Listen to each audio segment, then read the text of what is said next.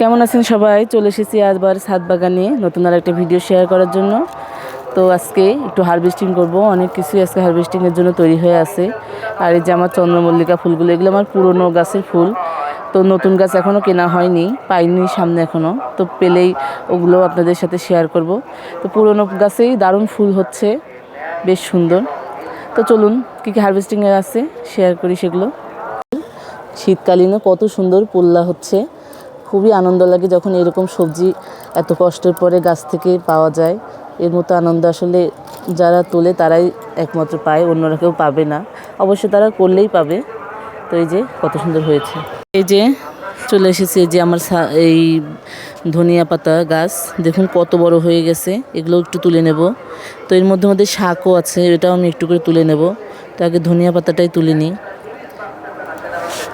এরকম একটু জায়গাতে এরকম ধনিয়া পাতায় দিয়ে রাখলে যখন তখন মনে ইচ্ছা হলেই খাওয়া যায়, ইচ্ছা মতো তোলাও যায়।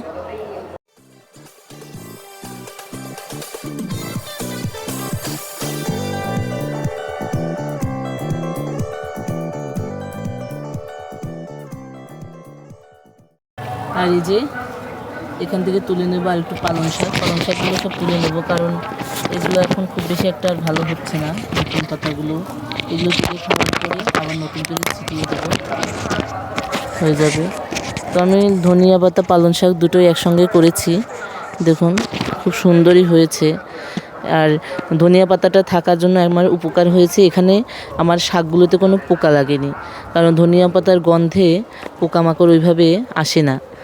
আর সব গাছেও পোকা লাগলেও আপনারা দেখবেন যে ধনিয়া পাতাতে কিন্তু কোনো পোকা লাগে না। তো এই জন্য আমি একসঙ্গেই দিয়েছি, যার কারণে শাকগুলো দারুণ হয়েছে। দেখুন আমার গাছের খুব সুন্দর হয়েছে। এই যে আজকে অনেক কয়েকটা সিম মোটামুটি পাবো, বেশ কয়েকদিন হারভেস্ট করা হয় না, তো এটা ছোটো আছে থাক। এই যে এইদিকেও বেশ বড় বড় সিম হয়ে গেছে, তো আমি এগুলো সব তুলে নেব আজকে।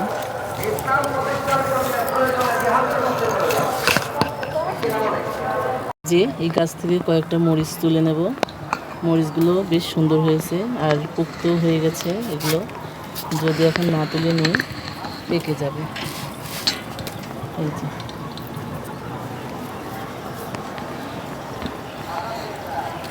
এই যে দেখুন এখান থেকে তো বেশ কয়েকবার বেগুন তুলে নেওয়া হয়েছে, এখান থেকে আরেকটা বেগুন তুলে নেব। এই যে দেখুন আমার এখানে কত সুন্দর মালটা হয়েছে, এর আগে তো দেখিয়েছি মালটাগুলো। এই যে মালটাটা আজকে তুলে নেব। আজকে দুইটা মালটা তুলে নেব, তো দেখছি কোনটা কোনটা তোলা যায়। তো এই সাইডের একটা তুলে নেব। আর এই যে এখানে বকফুল, এগুলোও তুলে নেব, বড় হয়ে গেছে বকফুলগুলো।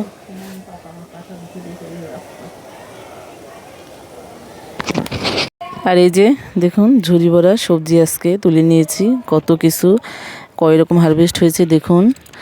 1 2 3 4 5 6 7 8, প্রায় 8 রকম সবজি এবং ফল দিয়ে আমি তুলে নিয়েছি। তো এরকম সবাই চাইলে করতে পারেন। তো ভালো লাগলে লাইক কমেন্ট শেয়ার করে দিবেন। আর যারা এখনও চ্যানেল সাবস্ক্রাইব করেনি, শুধু দেখেই যাচ্ছেন, তারা প্লিজ চ্যানেলটা সাবস্ক্রাইব করে দিবেন। ধন্যবাদ সবাইকে।